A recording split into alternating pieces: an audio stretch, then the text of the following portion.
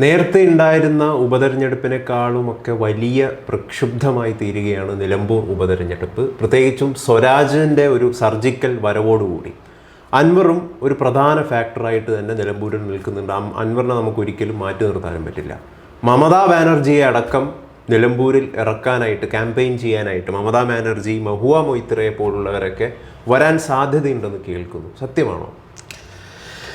തെരഞ്ഞെടുപ്പ് രംഗം ചൂടുപിടിക്കുകയാണ്. നേരത്തെ നമ്മൾ ഉദ്ദേശിച്ചതുപോലെ ഒരു ഈസി വാക്ക് ഓവർ അല്ലെങ്കിൽ ഒരു കേക്ക് വാക്കോടുകൂടി തെരഞ്ഞെടുപ്പ് ജയിക്കാമെന്ന് UDF വിചാരിച്ചിരുന്നു. പക്ഷെ അതിനിപ്പോൾ അത്ര എളുപ്പമല്ല എന്നുള്ളതാണ്. ഒന്ന്, നമുക്കറിയാം സ്വരാജിനെ പോലെ കരുത്തനായിട്ടുള്ളൊരു സ്ഥാനാർത്ഥി ഇടതുപക്ഷത്തേക്ക് വരുന്നു എന്നുള്ളത് തീർച്ചയായിട്ടും ഒരു വലിയ കാര്യമാണ്. രണ്ടാമത്തെ ഏറ്റവും പ്രധാനപ്പെട്ട കാര്യം എന്താണെന്നറിയോ? ഇപ്പോൾ ഇന്ത്യയിൽ നടക്കുന്ന തെരഞ്ഞെടുപ്പുകളൊക്കെ നമ്മൾ എടുത്തു വച്ചാൽ ആ ഇന്ത്യയിൽ നടക്കുന്ന തെരഞ്ഞെടുപ്പുകളിൽ പലപ്പോഴും ചാനലുകളുടെയും അതുപോലെ സർവേകളുമടക്കം എല്ലാ പ്രവചനങ്ങളും തെറ്റുന്നത് എന്തുകൊണ്ടാണെന്നറിയാമോ? കാരണം ഏറ്റവും താഴെ തട്ടിൽ നടക്കുന്ന മൈക്രോ ലെവൽ മാനേജ്മെൻറ്റാണ് തെരഞ്ഞെടുപ്പ് ജയിപ്പിക്കുന്നത്. ഇപ്പോൾ ഹരിയാനയിൽ വലിയ തോതിലുള്ള ഭരണവിരുദ്ധ വികാരം ഉണ്ടായിരുന്നു. പക്ഷേ എന്നിട്ടും കോൺഗ്രസിനോട് ജയിക്കാൻ കഴിഞ്ഞില്ല. ശരിക്കും പാർലമെൻറ്റ് തെരഞ്ഞെടുപ്പിൽ അവിടെ 44 സീറ്റുകൾ, അതായത് 2 സീറ്റിൻ്റെ അഡ്വാൻറ്റേജ് കിട്ടിയിരുന്നത് ആർക്കാണ്? ഈ പറയുന്ന കോൺഗ്രസിനാണ്.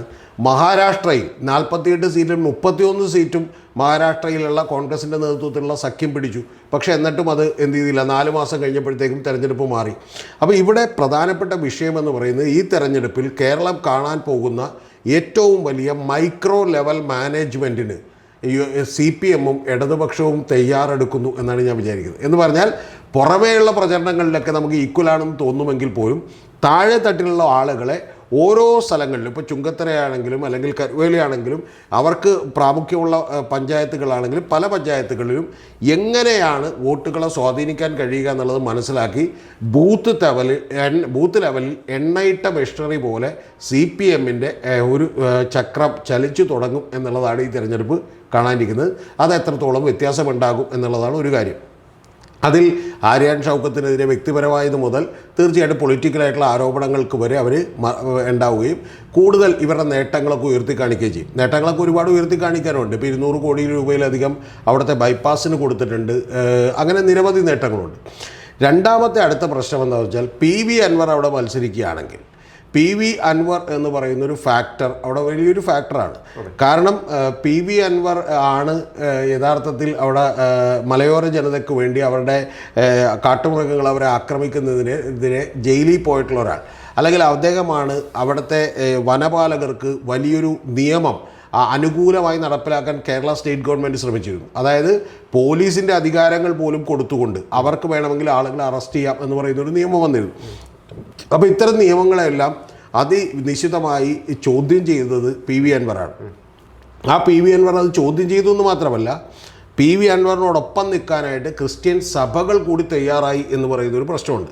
അപ്പോൾ അതുകൊണ്ട് തന്നെ ഈ പറയുന്ന 10.8% വരുന്ന ക്രിസ്ത്യൻ മതവിഭാഗം എങ്ങനെ അതിനോട് പോകും എന്നുള്ളത് വലിയ പ്രധാനപ്പെട്ട വിഷയമാണ്. മൂന്നാമത്തെ വിഷയം എന്താണെന്ന് വെച്ചിട്ടുണ്ടെങ്കിൽ കോൺഗ്രസിനകത്ത് തന്നെയുള്ള ഒരു പടലപ്പിണക്കങ്ങളാണ്. അതിപ്പോൾ പുറമേ നമുക്ക് ശാന്തമാണ് എന്നൊക്കെ തോന്നുമെങ്കിൽ പോലും യഥാർത്ഥത്തിൽ വലിയ തോതിൽ 2 ഗ്രൂപ്പുകളായിട്ടുള്ള പ്രവർത്തനങ്ങൾ അവിടെയുണ്ട്. അപ്പോൾ ആ ഗ്രൂപ്പുകളായിട്ടുള്ള പ്രവർത്തനങ്ങളും ഒക്കെ തന്നെ ഒരു പക്ഷേ അൻവർ മത്സരിക്കുകയാണെങ്കിൽ അത് അൻവറിന് ഗുണമായി ഭവിച്ചേക്കാം. അപ്പോൾ അങ്ങനെ ഗ്രൂപ്പുകൾ എന്ന് പറയുന്നത് വി ഡി സതീശൻ അനുകൂലിക്കുന്ന ഒരു ഗ്രൂപ്പ്. ഞാനിപ്പോൾ അതിൻ്റെ ഡീറ്റെയിൽസിലേക്കൊന്നും പോകുന്നില്ല. ഒന്ന്, പിന്നെ ആളുകൾക്ക് വ്യക്തമാണ്. അതായത് അവിടെ 2 നേതാക്കന്മാരെയാണ് സ്ഥാനാർത്ഥിയായി പരിഗണിച്ചിരുന്നത്. ആ 2 നേതാക്കന്മാരുടെ ഇടയിലുമുള്ള വലിയ തോതിലുള്ള ഒരു അസ്വാരസ്യങ്ങൾ നിലനിന്നിരുന്നു എന്നുള്ളത് യാഥാർത്ഥ്യമാണ്. അപ്പോൾ അങ്ങനെ നിലനിന്നിരുന്നത് ഇപ്പോഴും അതൊക്കെ പാച്ചപ്പ് ചെയ്യാൻ പറ്റുമോ, അല്ലെങ്കിൽ എത്രത്തോളം അത് ബൂത്തുകളിൽ മറികടക്കാൻ കഴിയുമെന്നുള്ളത് വലിയൊരു ചോദ്യം ആണ്. ഇനി ഇതാണ് 3 കാര്യങ്ങൾ. ഏറ്റവും പ്രധാനപ്പെട്ട മറ്റൊരു കാര്യം കൂടി പറയാം. അത് UDF നേരിടാൻ പോകുന്ന ഏറ്റവും വലിയ വെല്ലുവിളി എന്ന് പറയുന്നത്, ഇത്തവണ ഈ മത്സരത്തിൽ വലിയ ഭൂരിപക്ഷത്തോടുകൂടി നിലമ്പൂരിൽ ജയിച്ചാൽ അത് ഉറപ്പായിട്ടും VD സതീശന് പാർട്ടിയിലും അതുപോലെ UDF-ലും ഒക്കെ തന്നെ വലിയൊരു അപ്രമാദിത്വം നൽകും എന്ന് പറയുന്ന യാഥാർത്ഥ്യമുണ്ട്. VD സതീശന് ഞാൻ തെറ്റൊന്നും പറയുന്നില്ല കേട്ടോ. കാരണം അദ്ദേഹം അതിനുവേണ്ടി കഠിനാധ്വാനം ചെയ്യുന്നുണ്ട്. 260 മുഖ്യമന്ത്രി ആകാനുള്ള ഒരു ചാൻസ് ഉണ്ട്. ആ ചാൻസ് തന്നെ ബാക്കി UDF-ലെയും പ്രത്യേകിച്ചും കോൺഗ്രസിലേക്ക് മറ്റ് നേതാക്കളെ ഒരുപാട് ഭയപ്പെടുത്തുന്ന ഒരു കാര്യമാണ്, അല്ലെങ്കിൽ അവർക്ക് അത്രത്തോളം സന്തോഷമുണ്ടാക്കുന്ന കാര്യം അല്ല. അപ്പോൾ ഇതെല്ലാം തന്നെ അവിടെ വലിയ തോതിൽ എഫക്റ്റ് ചെയ്യും എന്നുള്ളതാണ് നിലമ്പൂരിൻ്റെ പ്രത്യേകത. നേരത്തെ പറഞ്ഞത് അതുകൊണ്ട് തന്നെ ആയിരിക്കാം ഒരു പക്ഷേ കഴിഞ്ഞ ദിവസം രാത്രി രാഹുൽ മാങ്കൂട്ടത്തിൽ പോയിട്ട് പാർട്ടി പറഞ്ഞിട്ടല്ലെങ്കിലും പോയിട്ട് ഫോക്കസ് നഷ്ടപ്പെട്ടു പോകരുത്, പിണറായി സത്തിനെതിരെയുള്ള ഫോക്കസ് നഷ്ടപ്പെട്ടു പോകരുത്.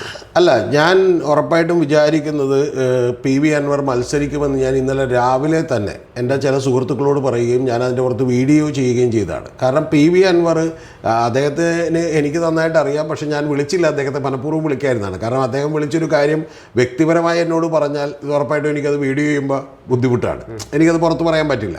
അപ്പം ഞാൻ പക്ഷേ എൻ്റെ ഒരു അസസ്മെൻറ്റ് ഇന്നലെ തന്നെ വീഡിയോ ആയിട്ട് ചെയ്തിരുന്നു. അത് PV അൻവർ മത്സരിക്കുമെന്നാണ്. ആ മത്സരിക്കുമെന്നുള്ളതിൻ്റെ അസസ്മെൻറ്റിലേക്ക് എത്തിയത് അദ്ദേഹത്തിൻ്റെ പത്രസമ്മേളനം മാത്രം കണ്ടിട്ടാണ്. പത്രസമ്മേളനത്തിൽ അദ്ദേഹം പറഞ്ഞത് മത്സരിക്കണമെന്ന് എനിക്ക് ആഗ്രഹമുണ്ട്, എൻ്റെ കയ്യിൽ പണമില്ല എന്നാണ്. അപ്പോൾ ഞാൻ കൃത്യമായി ഈ പറയുന്ന മറ്റൊരു എൻ്റെ സുഹൃത്തിനോട്, രാഷ്ട്രീയത്തിലൊക്കെ തന്നെയുള്ള എൻ്റെ സുഹൃത്തിനോട് കൃത്യമായി പറഞ്ഞിരുന്നു, തൃണമൂൽ കോൺഗ്രസുമായി ബന്ധമുള്ള ഒരു സുഹൃത്തിനോട് തന്നെ പറഞ്ഞിരുന്നു, അൻവർ സാഹിബ് മത്സരിക്കാൻ തീരുമാനിച്ചു. അതിൻ്റെ കാരണം ജനങ്ങൾ പണവുമായി അദ്ദേഹത്തെ സമീപിക്കും, അല്ലെങ്കിൽ മറ്റു പല ഭാഗത്തു നിന്നും വലിയ പ്രഷർ ഉണ്ടാകും, അല്ലെങ്കിൽ അത്തരത്തിലുള്ളൊരു ന്യായീകരണം പറഞ്ഞുകൊണ്ട് അദ്ദേഹം കൃത്യമായി മത്സര രംഗത്തേക്ക് കടന്നു വരും എന്ന് പറഞ്ഞിരുന്നു. 2-ാം തീയതി അദ്ദേഹം തിങ്കളാഴ്ച നാമനിർദ്ദേശ പത്രിക കൊടുക്കും എന്ന് തന്നെയാണ് ഞാൻ വിചാരിക്കുന്നത്. നാമനിർദ്ദേശ പത്രിക കൊടുത്തിട്ടുള്ള 3 ദിവസങ്ങൾ വളരെ ഇമ്പോർട്ടൻ്റ് ആണ്. കാരണം 5-ാം തീയതിയാണ് പിൻവലിക്കാനുള്ള ദിവസം. അപ്പോൾ അത് പിൻവലിക്കുന്നതിന് മുമ്പ് ഇനി മറ്റേ ബസ്സിൻ്റെ ബോർഡിൽ നിന്ന് യാത്ര ചെയ്യുന്ന പണിയിലേക്ക് UDF കിടക്കുമോ, അസോസിയേറ്റ് മെമ്പറാക്കുമോ, അതോ യഥാർത്ഥത്തിലുള്ളൊരു മെമ്പറായി മാറുമോ എന്നൊക്കെ ഉള്ളത് നമ്മൾ കാത്തിരുന്ന് കാണേണ്ട ഒരു കാര്യമാണ്. അതിൻ്റെ തുടക്കം എന്നുള്ള നിലയിലാണ് ഞാൻ വിചാരിക്കുന്നത് രാഹുൽ മാങ്കൂട്ടത്തിൽ അവിടെ പോയി കണ്ടിട്ടുള്ളത്.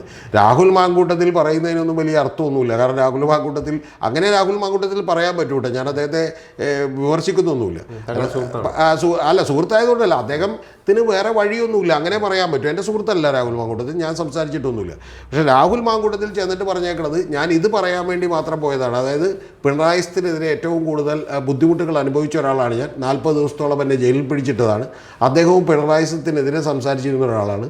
അതുകൊണ്ട് ഫോക്കസ് മാറിപ്പോകരുത് എന്ന് പറയാൻ വേണ്ടി മാത്രം പോയതാണെന്ന് പറയും. അതാണെങ്കിൽ അതാണെങ്കിൽ യഥാർത്ഥത്തിൽ ഒന്ന് ഫോൺ വിളിച്ച് പറഞ്ഞാൽ മതിയല്ലോ, ഇതാണ് എൻ്റെ അഭിപ്രായം, നിങ്ങൾ പറയുന്നത് ശരിയല്ല.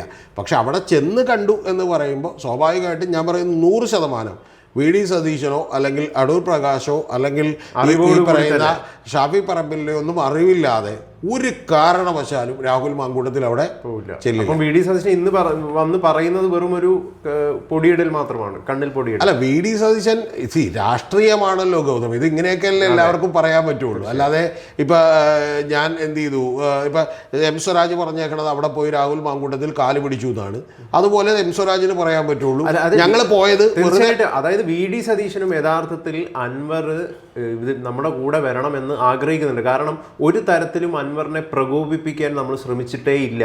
അല്ല, അൻവർ എന്ന് അദ്ദേഹം ഇന്ന് പറഞ്ഞു. PV അൻവറിനെ പ്രകോപിപ്പിക്കാൻ ശ്രമിച്ചിട്ടില്ല. PV അൻവർ ഈ VD സതീശനെതിരെ പറഞ്ഞതോ അല്ലെങ്കിൽ മറ്റു കാര്യങ്ങളിലൊന്നും മാപ്പ് ചോദിക്കണമെന്ന് ഞങ്ങൾ പറയുന്നില്ല. പകരം LDF ഈ പറയുന്ന ആര്യാൻ ഷൗക്കത്തിന് കൃത്യമായിട്ടുള്ള പിന്തുണ പ്രഖ്യാപിക്കണം എന്ന് മാത്രമാണ് കോൺഗ്രസ് പറഞ്ഞുകൊണ്ടിരിക്കുന്നത്. പക്ഷേ ഇത് പറഞ്ഞുകൊണ്ടിരിക്കുമ്പോഴും ഉള്ളിൻ്റെ ഉള്ളിൽ ചില സത്യങ്ങളുണ്ട്. കാരണം ഇത്രമാത്രം ഈ പ്രശ്നം ഒരു അന്തരീക്ഷത്തിലേക്കും നമ്മുടെ രാഷ്ട്രീയത്തിലേക്കും ഒക്കെ കൊണ്ടുവരണമായിരുന്നു എന്ന് കോൺഗ്രസ് അടക്കം ആലോചിക്കണം. കാരണം ഇനിയിപ്പോൾ PV അൻവർ ഇതിനകത്തേക്ക് വന്നാൽ പോലും എത്രത്തോളം സിൻസിയറായി, എത്രത്തോളം ആത്മാർത്ഥമായി UDFന് വേണ്ടി രംഗത്തിറങ്ങും എന്നുള്ള കാര്യത്തിലൊക്കെ എനിക്ക് സംശയമുണ്ട്. കഴിഞ്ഞ ദിവസം അൻവർ പറഞ്ഞത്, അതായത് VD സതീശൻ ചെയർമാനായി ഇരിക്കുന്നിടത്തോളം വരില്ല എന്നാണ്. അല്ല, അതാണ് ഞാൻ പറഞ്ഞത്. അപ്പോൾ സ്വാഭാവികമായിട്ടും ഇത്തരത്തിലുള്ളൊരു കാര്യം അൻവറിനെ കൊണ്ട് പറയിപ്പിക്കുക, അല്ലെങ്കിൽ ഇത്രയും ഇഴുപ്പലക്കലുകൾ ഉണ്ടാവുക എന്ന് പറയുന്നതിന് ശേഷം ഇനിയിപ്പോൾ അത് വന്നാൽ പോലും എന്ത് ഇമ്പാക്റ്റാണ് ഉണ്ടാവുക എന്നുള്ളത് നമ്മൾ കാത്തിരുന്ന് കാണേണ്ട ഒരു കാര്യമാണ്. അതേസമയം തുടക്കം മുതലേ തന്നെ ഒരു വോൾ ഹാർട്ടഡ് ആയിട്ടുള്ള സപ്പോർട്ട് ഉണ്ടായിരുന്നുവെങ്കിൽ അത് തീർച്ചയായിട്ടും UDFന് ഒരു ഈസി വാക്ക് ഓവർ ഉണ്ടാകുമായിരുന്നു. ഞാൻ വിചാരിക്കുന്ന ഒരു കാര്യം, M സ്വരാജ് പോലും കൃത്യമായി പറഞ്ഞാൽ വരാൻ തീരുമാനിച്ചത് CPMൻ്റെ പ്രതീക്ഷകൾ വളർന്നതുകൊണ്ടാണ്, ഒരു സംശയവും വേണ്ട. അല്ലാതെ M സ്വരാജിനെ പോലെ ഒരാളെ ഇവിടെ ഇട്ടിട്ട് വലിയൊരു ഫൈറ്റ് കൊടുത്ത് അവർ തോക്കാനൊന്നും ഈസിയായിട്ട് തോക്കാനൊന്നും തയ്യാറാവില്ല. 2 ഓപ്ഷൻസ് ആണുള്ളത്. ഒന്നുകിൽ വളരെ ചെറിയ ഭൂരിപക്ഷത്തിന് ആര്യാൻ ഷൗക്കത്ത് അവിടെ ജയിക്കാം. കാരണം ഭരണവിരുദ്ധ വികാരമുള്ളതുകൊണ്ട് ആര്യാൻ ഷൗക്കത്ത് ജയിക്കാനുള്ള എല്ലാ സാധ്യതയുണ്ട്. പക്ഷേ നേരത്തെ ഉണ്ടായിരുന്ന ഒരു 30,000 32,000 വോട്ടിന് ജയിക്കുമെന്ന് പറഞ്ഞ് ഞാൻ തന്നെ വീഡിയോ ചെയ്തിട്ടുണ്ട്. പക്ഷേ ആ വീഡിയോ ചെയ്യുമ്പോൾ പോലും ഇപ്പോൾ ഞാൻ പറയുന്നത് ഇപ്പോൾ അതേ സാഹചര്യം അല്ല. കാരണം ഈ ഭരണവിരുദ്ധ വികാരത്തിൻ്റെ വോട്ടുകൾ അത് ഭിന്നിച്ചു പോയേക്കാം എന്ന് പറയുന്ന ഒരു സാഹചര്യമുണ്ട്. അതെങ്ങോട്ടൊക്കെ ഭിന്നിക്കും, അത് ഉറപ്പായിട്ടും കുറച്ച് വളരെ ചെറിയ തോതിൽ അത് BJPക്ക് കിട്ടും, വലിയ തോതിൽ അത് PV അൻവറിന് കിട്ടും, അതിൻ്റെ കുറച്ച് തോതിൽ തീർച്ചയായിട്ടും UDFനും കൂടി കിട്ടിയേക്കാം. അങ്ങനെ UDF ഒരു നാരോ മാർജിനിൽ ജയിച്ചാൽ പോലും യഥാർത്ഥത്തിൽ VD സതീശനും അതുപോലെ തന്നെ ഈ തെരഞ്ഞെടുപ്പിന് നേതൃത്വം കൊടുത്തവർക്കൊക്കെ വലിയ തോതിൽ തിരിച്ചടിയാകും. ആ തിരിച്ചടികളിൽ സന്തോഷിക്കുന്ന ചില നേതാക്കന്മാർ UDFനകത്തും കോൺഗ്രസിനകത്തും തന്നെ ഉണ്ടാകും. അല്ലെങ്കിൽ അത് സംഭവിക്കണം എന്ന് ആഗ്രഹിക്കുന്നവർ യഥാർത്ഥത്തിൽ PV അൻവറിനേക്കാളും പറഞ്ഞു വരുന്നോടെ ഇപ്പം അത് യഥാർത്ഥത്തിൽ സംഭവിക്കണം എന്ന് വിചാരിക്കുന്നവർ PV അൻവറിനേക്കാളും M സ്വരാജിനേക്കാളും കൂടുതലുള്ളത് തീവ്രമായ ആഗ്രഹക്കാരുള്ളത് കോൺഗ്രസിനകത്താണ്. അൻവർ ഇപ്പം എന്താണ് TMCയിൽ നിന്ന് മത്സരിക്കുകയാണെങ്കിൽ അവിടെ അദ്ദേഹത്തിന് ഒരു വലിയ ഇമ്പാക്റ്റ് ഉണ്ടാക്കണമെങ്കിൽ ദേശീയ നേതൃത്വത്തിൽ നിന്ന് വലിയ നേതാക്കൾ വരണ്ടേ? അതാണ് അടുത്ത പ്രശ്നം. ഇപ്പം PV അൻവർ ഒറ്റയ്ക്ക് അവിടെ നിന്ന് മത്സരിക്കുന്നു, ഒരു ചെറിയ പാർട്ടിയെ മത്സരിക്കുന്നു എന്ന് പറഞ്ഞാൽ PV അൻവറിന് ചിലപ്പോൾ ചിലവാക്കാൻ കഴിയുന്ന പണമോ അല്ലെങ്കിൽ അതുകൊണ്ട് ഉണ്ടാക്കാൻ കഴിയുന്ന ഇമ്പാക്റ്റിനോ ഒക്കെ ഒരു പരിമിതിയുണ്ട്. പക്ഷേ നമ്മളിപ്പോൾ എടുത്തു നോക്കണം, ഇപ്പം ഡെറിക് ഒബ്രൈൻ നാളെ തന്നെ അങ്ങോട്ട് നിലമ്പൂരിലേക്ക് എത്തുമെന്നാണ് പറയുന്നത്. എത്തിയാൽ അതൊരു വലിയ നീക്കമാണ്. ഒന്ന്. കാരണം ഡെറിക് ഒബ്രൈൻ വരുന്നു എന്ന് പറഞ്ഞിട്ടുണ്ടെങ്കിൽ ഡെറിക് ഒബ്രൈൻ മറ്റേ അവിടെ നിന്ന് മറ്റേ റോഡ് സൈഡിൽ നിന്ന് ബോട്ട് ജെട്ടിയിൽ നിന്ന് മേടിച്ചിട്ടുള്ള ഒരു ഷട്ടൂട്ടല്ല വരാൻ പോണത്. ഡെറിക് ഒബ്രൈനെ സംബന്ധിച്ചോളം ഒരു തെരഞ്ഞെടുപ്പ് എന്നൊക്കെ പറഞ്ഞിട്ടുണ്ടെങ്കിൽ മിനിമം കൽക്കട്ടയിലൊക്കെ എന്ന് പറഞ്ഞിട്ടുണ്ടെങ്കിൽ ബംഗാളിലൊക്കെ എന്ന് പറഞ്ഞാൽ മിനിമം ഒരു 20-25 കോടി രൂപയുടെ പരിപാടിയാണ്. മനസ്സിലായി? നിയമസഭാ തെരഞ്ഞെടുപ്പ് വരെ. അപ്പോൾ അങ്ങനെ 25 കോടി രൂപയുടെ പരിപാടിക്ക് ഇവിടെ ഒരു 10 കോടി രൂപ എന്നൊക്കെ പറഞ്ഞാൽ അവരെ സംബന്ധിച്ച് നിസ്സാരമാണ്. അതായത് മറ്റേ ഇലക്ട്രൽ ബോണ്ട് വഴി പണം സമാഹരിച്ചു വെച്ചിട്ടുള്ള ഒരു പാർട്ടിയിൽ രണ്ടാമത്തെ പാർട്ടിയാണ് ആര്? തൃണമൂൽ കോൺഗ്രസ്. ഇനി ഇതുവഴി ഇലക്ട്രൽ ബോണ്ട് വഴി നിയമപരമല്ലാതെ സമാഹരിച്ച പണമൊക്കെ നമുക്കറിയാം. കാരണം പാർത്ഥ ചാറ്റർജിയുടെയും അദ്ദേഹത്തിൻ്റെ സുഹൃത്തായിട്ടുള്ള ഒരു സീരിയൽ നടിയുടെയും വീട്ടിൽ നിന്ന് പിടിച്ചത് മാത്രം 21 കോടി രൂപ. അതായത് വെറുതെ ഇങ്ങനെ കൂട്ടിയിട്ടേക്കായിരുന്നു. അപ്പോൾ അത്തരത്തിലുള്ള പാർട്ടിയാണ് ആര്? ഡെറിക് ഒബ്രൈൻ എന്നൊക്കെ പറയുന്ന തൃണമൂൽ കോൺഗ്രസ്. ആ തൃണമൂൽ കോൺഗ്രസ് വോൾഹട്ടറിൽ ഇവിടെ ഫൈറ്റ് ചെയ്യാൻ വേണ്ടി തീരുമാനിച്ചാൽ 100% ഞാൻ പറയുന്നു വലിയ തോതിലുള്ള മമത വരെ ഒരു 3 പേര് കൂടിയുള്ള വലിയ മത്സരത്തിലേക്ക് ചിത്രം. അതായത് മമത വരെ വരാൻ സാധ്യതയില്ല. രണ്ടാമത്തത് മമതാ ബാനർജി വരും. ഈ മമതാ ബാനർജി വരുന്നു എന്നാണ് പറഞ്ഞു കേട്ടത്, നമുക്കറിയില്ല. ഇനി മമത വന്നാൽ അതുണ്ടാക്കാൻ പോകുന്ന ഓളം എത്രത്തോളമാണ്, അത് കിട്ടാൻ പോകുന്ന മീഡിയ അറ്റൻഷൻ എത്രത്തോളമാണ്, വോട്ടുകൾ എത്രത്തോളം സ്വാധീനിക്കും, അത് രണ്ടാമത്തെ കാര്യം. പക്ഷെ അതുണ്ടാക്കാൻ പോകുന്നൊരു മീഡിയ അറ്റൻഷൻ ഉണ്ട്, അത് വലിയ തോതിൽ സ്വാധീനിക്കും. ഇനി മറ്റൊരു പ്രധാനപ്പെട്ട ആളെ കൂടി ഞാൻ പറയാം, അത് മഹുവ മൊയ്ത്രയാണ്. കേരളത്തിലെ ഒരു എഡ്യൂക്കേറ്റഡ് ആയിട്ടുള്ള മുസ്ലിം യങ്സ്റ്റേഴ്സിൻ്റെ ഇടയിൽ, ഞാനിപ്പോഴും പറയുന്നു നിലമ്പൂർ മാത്രമല്ല പ്രത്യേകിച്ച് മലപ്പുറം പോലെയുള്ള സ്ഥലങ്ങളിൽ മുസ്ലിം യങ്സ്റ്റേഴ്സിൻ്റെ ഇടയിൽ വലിയ ആവേശവും വികാരവുമാണ് മഹുവ മൊയ്ത്ര. കാരണം എന്താ? അവർ പ്രധാനമന്ത്രിക്കെതിരെ, നരേന്ദ്രമോദിക്കെതിരെ, ഹിന്ദുത്വ അജണ്ടകൾക്കെതിരെ വിട്ടുവീഴ്ചയില്ലാതെ പോരാടുന്ന ഒരാളാണ്. അപ്പോൾ സ്വാഭാവികമായിട്ടും അത്തരത്തിലുള്ള ആളുകൾ കൂടി നിലമ്പൂർ പോലൊരു സ്ഥലത്ത് വന്ന് പ്രചരണം നടത്തുന്നു എന്ന് പറഞ്ഞാൽ പിന്നെ മഹുവ മൊയ്ത്രയൊക്കെ താങ്കൾ നേരിട്ട് കണ്ടാൽ മനസ്സിലാവും. കാരണം എന്ന് വെച്ചാൽ ഏതാണ്ടൊരു ഈ ഡെറിക് ഒബ്രൈനും മഹുവ മൊയ്ത്രയൊക്കെ ഏതാണ്ടൊരു സിനിമാ നടിമാരുടെയും നടന്മാരുടെയൊക്കെ ലെവലിൽ നിൽക്കുന്ന ആളുകളാണ്. എന്ന് പറഞ്ഞാൽ വഴി കൂടി പോകുന്നവൻ പോലും ഒരു കൗതുകം കൊണ്ട് നമുക്ക് എന്ത് ചെയ്തു പോകും, അവർ സുന്ദരന്മാരും സുന്ദരികളൊക്കെ ആയതുകൊണ്ട് നമുക്ക് നോക്കി പോകും. അപ്പോൾ അത്തരത്തിലുള്ള വലിയ തോതിലുള്ള അഡ്വാൻറ്റേജിലേക്ക് കളമൊരുങ്ങാണ് നിലമ്പൂർ എന്ന് പറയുന്നത്. അതുകൊണ്ട് ഇതൊരു ചെറിയ കളിയായി അവസാനിക്കില്ല. എൻ്റെ വിശ്വാസം 5-ാം തീയതിക്ക് മുമ്പ് കോൺഗ്രസും UDFും ഒക്കെ ചിലപ്പോൾ എന്തെങ്കിലും തരത്തിലുള്ള ഒരു ധാരണയിലേക്ക് എത്തിയില്ലെങ്കിൽ തീർച്ചയായിട്ടും പ്രവചനാതീതമായി മാറാൻ പോകുന്ന ഒരു തെരഞ്ഞെടുപ്പാണ് നിലമ്പൂർ. ഒരു സംശയമില്ല കാര്യം.